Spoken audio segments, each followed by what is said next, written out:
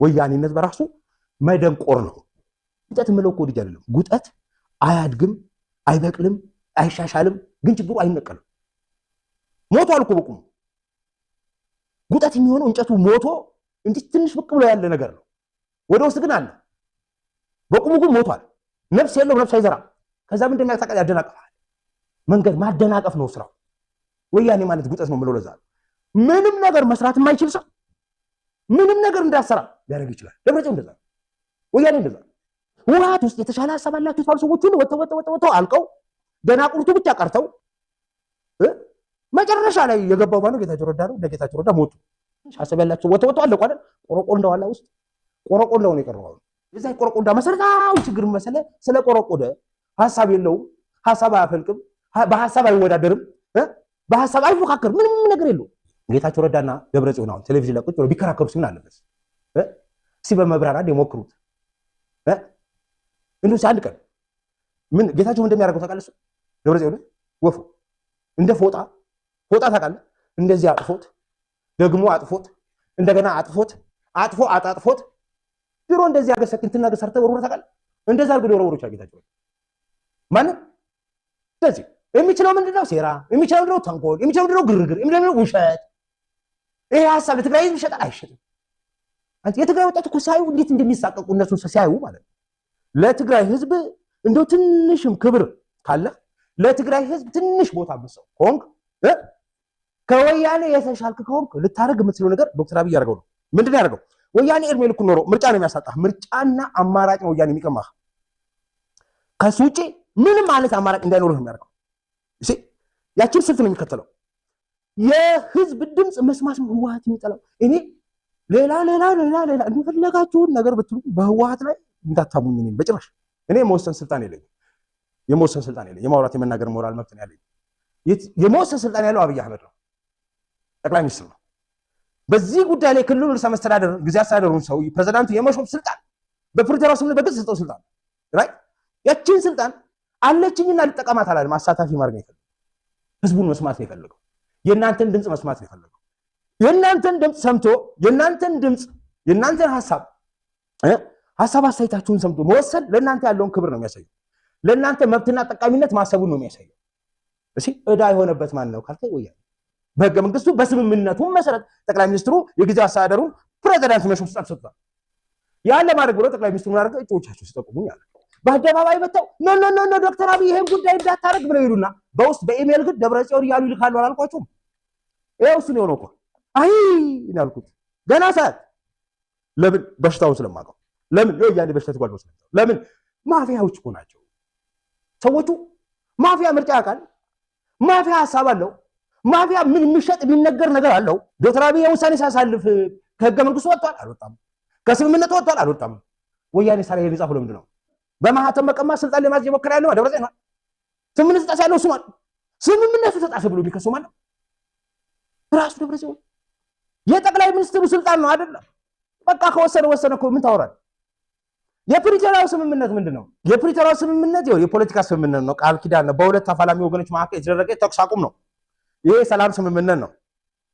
ይሄ ምን አይደለም ይላል መሰለህ። ይሄ ትሪቲ አይደለም፣ ይሄ ህግ አይደለም፣ ይሄ ስምምነት ነው። ይሄ በፌዴሪ ህገ መንግስት በህገ መንግስቱ መሰረት በሁለቱ ፓርቲዎች መካከል የተደረሰ ስምምነት ነው።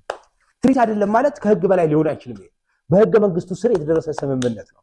በትሪቲ አይደለም ማለት በሁለት የተለያዩ ወገኖች መካከል አለ በፌዴሪ ህገ መንግስት ስር ሆነው ሁለት ግጭት ውስጥ የገቡ አካላት የደረሱ ስምምነት ነው። የስምምነቱ መሰረት ጭብጡ ምንድነው ብለህ ካልከኝ የስምምነቱ እኔ መጀመሪያ ስትፈረም ያየዋትና የተረዳዋት ነገር ምንድነው?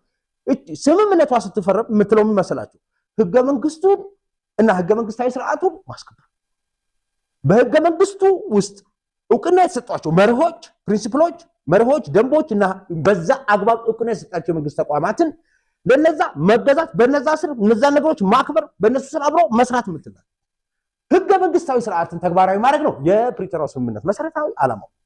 የህገ መንግስት ተቋማትን አክብሮ መስራት ነው። ህግ የሚያወጣው መንግስት የሚያወጣው ለመንግስት ሰጠውን ስልጣን የመንግስት የፌደራል ተቋማትን ተቀብሎ መኖር ነው።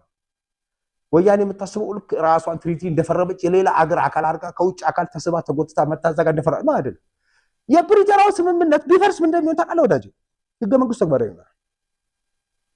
ህገ መንግስቱ ገዢ ይሆናል።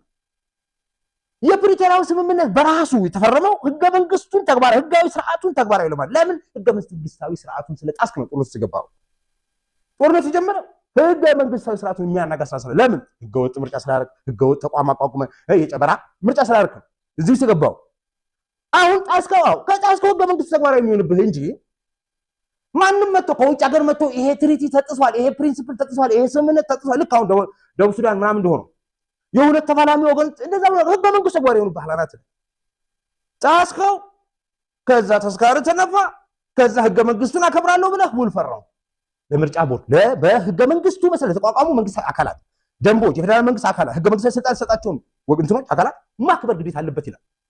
የመጀመሪያ የምርጫ ቦርድ ሳይልቀበል ብሎ አንድ ብረት አለ የለም እኮ በቃ ስምምነቱን ጣስከው እኮ እሺ ምርጫ ቦርድ የጣሰው ማለት ደብረጽዮን የምርጫ ቦርድ ውሳኔ አልቀበል ማለት ደብረጽዮን ፓርቲ ታገደብኝ አድኑልኝ ኑልኝ ብሎ ኦብሎፍ መጥቶ አዲስ አዋጅ አስወጥቶ ህግ አስወጥቶ አንተም ብሎ ብርቱካንን አሳጥቶን አፈራስ በላህ ብርቱካን በልቼ አለ።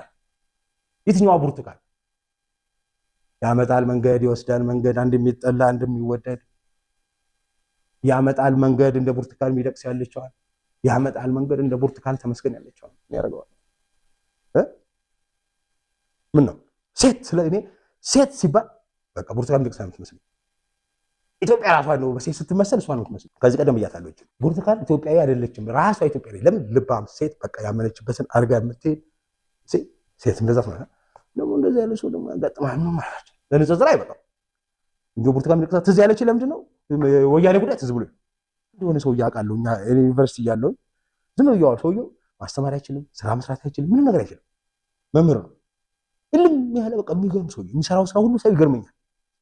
ግን አይቼው ዜሮ እንዳላረገው እንዳገኘውበት አቃል ተንኮል ወሬ ምናምን እንደዚህ ነገር በመጎንጎን አንደኛው እሱ ከዛ በኋላ ለበጎ ነገር ሲሰራ ሊያውል የሚችለው ለእውቀት ለምናምን ነገር ያልተፈጠረው አምሮ እንቅፋት ለመሆን ተንኮል ለመስራት አንተን ለማደናቀፍ ኤክስፐርት ነው።